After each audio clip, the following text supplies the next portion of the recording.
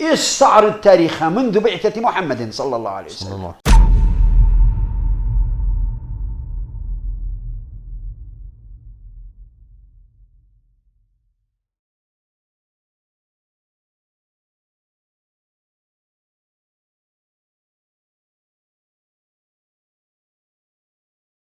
بسم الله الرحمن الرحیم.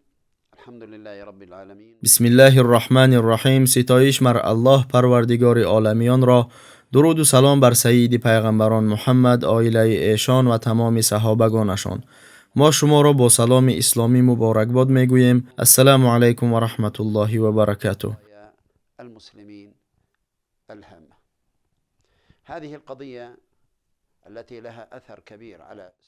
ما شاد هستیم که با شما یکی از معماهای مهم مسلمانان را بررسی می نماییم. این معما بر رفتار مسلمانان چی به فردها باشد و چی به جماعتها تأثیر بزرگ دارد. این معما به مسئله رخصت یعنی سبکسازی شرعی دخل دارد.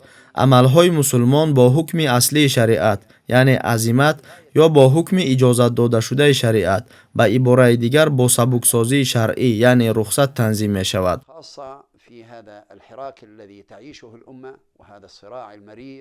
این مسئله خیلی مهم بوده به مسلمانان تأثیر سخت می رساند، به خصوص در زمان ما که امت در حالت مبارزه شدید با دشمنان قرار دارد که در تمام دنیا بر ضد این متحد شدهاند.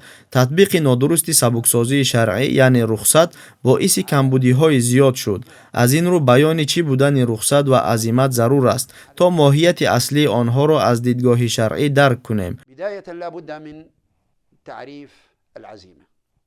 اول کلمه عزیمت را باید تعریف داد. عزیمت از روی اصطلاحات شرعی هر یک فرض است که الله متعال بر دوش انسانها گذاشته، در برابر این آن را فرض اصلی قرار داده است.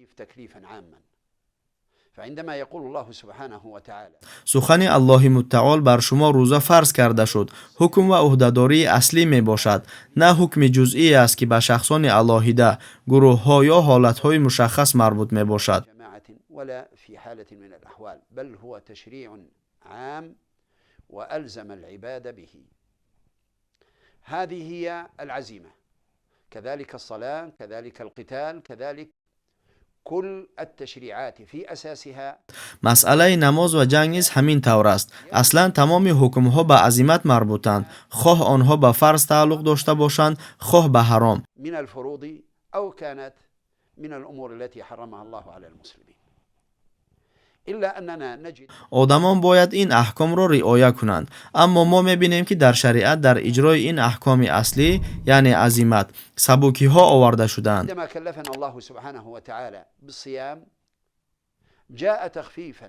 وقتی که الله متعال ما را به روزه‌داری فرمود، برای ما در موردهای مخصوص از قبیل بیماری و سفر برایمان سبکی مقرر کرد. هذه التشريعات الخاصة في أحوال مخصوصة تسمى في الإسلام الرخص. إذن الرخصة این احکامی که در حالتهای مشخص به کار می آیند در شریعت رخصت نامیده می شوند. پس رخصت از عزیمت فرق می کند. عزیمت حکم اصلی است که آدمان باید رعایت کنند. رخصت باشد تنها آن هنگام جای دارد که در اجرا نمودن عزیمت عذر شرعی به وجود می آید. الآن عندما هنگام تطبیق این قاعده ما باید نکته زیرین را در یاد داشته باشیم. اولا الرخصه. یکم، رخصت این حکم خاص هنگام موجودیت عذر شرعی می باشد. این عذر شرعی از خلاصه های عقل گرفته نمی شود. به عذرهای شرعی نصوص شرعی دلالت می کنند. هر آن چیزی که در نصوص شرعی نشان داده نشده است عذر شرعی محسوب نمی یابد. لا يكون العذر هو بتقدير العقول. الامر الاخر الذي يجب. دوم، در رخصت ها و عذرهای شرعی علتی که در اساس آن قیاس کردن ممکن می بود نشان داده نشده است. ليست معلله، لم يرد فيها تعليل شرعي حتى يجري فيها. از این رو تنها آن عذرهای شرعی شده می توانند که در نصوص شرعی آورده شدند. فعلى سبيل المثال إن الله سبحانه وتعالى قد جعل العمى عذرا في الجهاد. مثلا الله متعال برای شخصی نابینا نابینایی او را برای به جهاد نرفتن عذر شرعی قرار داد، اما نابینا بودنش برای ادا نکردن حج عذر شرعی نخواهد بود. سیوم در بابت حالت مجبوری در تناول غذای حرام، الله متعال در کتاب روشن خود فرموده است: والدم ولحم الخنزير وما أهل لغير الله به والمنخنقة والموقودة والمتردية والنطيحة وما أكل السبع إلا ما ذكيتم وما ذبح على النصب وأن تستقسموا بالأزلام ذلكم فسق. إذن حرام شد بر شما مرده و خون و گوشت خوک و هر جانذاتی که به نام غیر الله کشته شده است و جانذاتی بوغی کرده شده و جانذاتی که به ضربه زنی به هلاکت رسیده است و جانذاتی که از بالا افتاده هلاک گشته است و جانذاتی که از شاخ زدن حیوان مرده است و جانذاتی که از آن درندگان خورده باشند مگر در حالتی که پیش از مردنش ذبح کنید، و نیز جانذاتی که بر پای بوتان ذبح شود و آنچه به وسیله تیرهای قمار تقسیم کنید، همه این فسق است. ما چیزهای حرام را که در آیت آمدند ذکر کردیم. در دوام آیت چنین آمده است: و هر کی در گرسنگی ناچار ماند به آنکه قصد گناه داشته باشد، پس بداند که الله آمرزنده و مهربان است. إذن الطعام الاضطرار في الطعام هو رخصة شرعية. اینک حالت مجبوری در آن چیزی که خداوند متعال ذکر کرده است گناه را از شخص ناچار دور میکند. چنین وضعیت مجبوری به مثل انسانی که در بیابان است و بجز از غذای حرامی که در آیت ذکر شده است غذا نمییابد امکان میدهد که برای زنده ماندن از این غذاهای حرام بخورد. خلاصه وضعیت مجبوری در مسئله خوردن رخصت شرعی می باشد، مگر این وضعیت مجبوری را که به خوراک وابسته می باشد میتوان به حالت کار فرمود که در آن حاکمان مسلمانان را به خاموشی نسبت به عملهای غیر شرعی خودشان مجبور میکنند. پس بیایید به دلیل ها نظر اندازیم. رسول خدا صلی الله علیه و سلم درباره دعوت بران سخن رانده فرمودند: رسول الله صلی الله علیه و سلم یقول سید الشهداء حمزه ورجل قام الى امام جائر فامره ونهاه فقتله. سید شهیدان حمزه و کسی است که حاکم ستمکار را امر به معروف و نهی از منکر کرده برای این کارش کشته می شود. تكونون مع سید الشهداء. رسول خدا صلی الله علیه و سلم به مسلمانان خبر می دهند که اگر آنها بر ضد ظالم با وجود کشته شدن قیام کنند در روز قیامت سرور شهیدان خواهند شد. مگر مثل آنکه خوردن غذای حرام در حالت مجبوری جایز است، حاکم ظالم را ملامت نکردن نیز جایز است؟ البته نه. وضعیت مجبوری به مسئله خوراک تعلق دارد، نه به مسئله مقابله به ظالمان. كذلك عندما ننظر في الرخص نجد أن الرخص جاءت للأفراد، فالفرد الذي يسافر له أن یجمع و همچنین میبینیم که رخصت نسبت به افراد علاهیده ذکر شده است. شخصی که به سفر میبراید میتواند نماز را یک جایه و کوتاه بخواند و نیز میتواند در راه روزه نگیرد، اما گفتن نادرست است که این رخصت به تمام مسلمانان، تمام جماعت داخل دارد. این رخصت به شخص علاهیده داخل دارد. او میتواند که روزه بگیرد، اما اگر بخواهد میتواند که روزه را نگیرد. اجازت نگرفتن روزه در سفر به علت وزنینی راه نیست. انسان میتواند هنگام پیاده سفر کردنش روزه نگیرد. اینچنین او میتواند که هنگام توسط ماشین یا طیاره سفر کردنش روزه نگیرد. همین طور رخصت به شخصان علاهیده داخل دارد، نه به جماعت. برای انیق‌تر شرح دادن این مسئله چنین میگویم: دعوت به مبارزه به مقابل حاکمان، آنهایی را که با این دعوت مشغول هستند، به مجازات بیرحمانه دچار میسازد. احتمالیت چنین مجازات شدن به همه برندگان دعوت داخل دارد. ما از احتمال دور نمیدونیم که این چیز به آنهایی که امروز دعوت را پیش میبرند خواهد رسید. متوقع لكل جميع من يحمل الدعوة. الآن نحن نتوقع ان یلاقی حامل الدعوه ما یلاقی. آیا در اساس این خلاصه کردن ممکن است که تمام مسلمانان به سبب احتمال چنین خطر با استناد به رخصت می توانند دعوت را ترک کنند؟ احتسابی او لاعتبار او لتقدیر ان هذا سيعرضهم للاخطار نقول لا، لأن الرخصة ليست للجميع، إنما هي الرخصة للأفراد، بحيث إذا وقع الفرد في تحت بطش حاكم.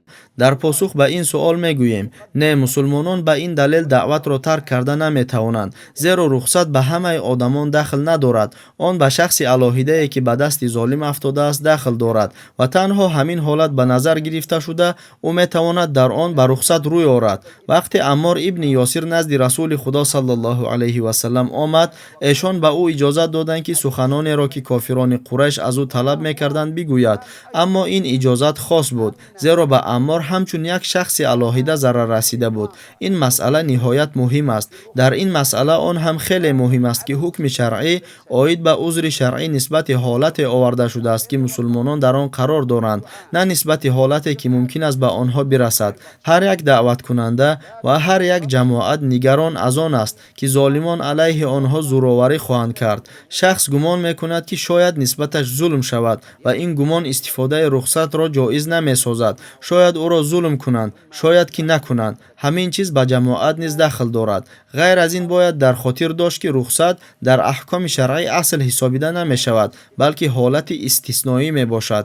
асл дар аҳкоми шаръӣ он аст ки инсон сарфи назар аз ҳама мушкилот ва оқибатҳо бояд аҳкоми аслиро, яъне азиматро риоя намояд. рухсат ин ҳолати истисноӣ аст, аммо мушкили бузург дар он аст ки барои мусулмонон рухсат ба асли шариат ва азимат бошад ба истисно табдил шуда истодааст. ин вазъият хатарнок аст. бо сабаби ин мусалмонон ҷуръат пайдо мекунанд ки гуноҳ карда ба шариат мухолифат варзанд, фарзҳоро вогузоранд. ин ба он сабаб рӯй медиҳад ки барои онҳо рухсат ба асли аъмол ва аҳкоми аслӣ, яъне азимат бошанд, ба истисно мубаддал гаштаанд. аз ин рӯ мо мехоҳем ки пеш аз он ки бо ин калом ба дигарон муроҷиат кунем, ба худ бигӯем ки корҳои бузургро ба уҳда мегирад, ононе ки аз сабукиҳо, яъне рухсат баҳраманд мешаванд, ё ононе ки аҳкоми аслиро, яъне азиматро риоя мекунанд. агар мо аз он шахсоне бошем ки рухсатро риоя мекунанд, пас чӣ гуна метавонем корҳои бузургеро ки ба дӯши мо гузошта шуданд амалӣ созем? чӣ гуна метавонем дар роҳи Аллоҳ барои олӣ кардани калимаи ла илаҳаиллаллоҳ қурбонӣ диҳем? он гоҳ чӣ гуна мо ислом ва мусалмононро азиз карда метавонем? корҳои бузургро ҷонибдорони рухсат ба уҳда намегиранд. аз Аллоҳи мутаол мепурсем ки моро аз онҳое бигардонад ки ба аҳкоми аслӣ, яъне азимат пайравӣ карда фармонҳои Аллоҳро иҷро мекунанд ва барои истироҳаткунӣ курсиро намеҷӯянд ва бо истифода аз баҳонаҳои гуногун иҷрои фарзҳои шариатро тарк намекунанд. ин кор бузург аст, роҳи он дароз аст ва қурбониҳои азимро талаб мекунад. аммо он чизе ки мусалмонро барои иҷрои фармудаҳои Аллоҳи мутаол интизор аст, хеле бузургтар аст. аз Аллоҳи мутаол илтиҷо дорем ки ба мо саломатӣ ва дар корҳоямон комёбӣ ато кунад. ассалому алайкум ва раҳматуллоҳи ва баракатуҳ. أعظم من هذا كله. نسأل الله سبحانه وتعالى لنا ولكم السداد والتوفيق والسلام عليكم ورحمة الله وبركاته.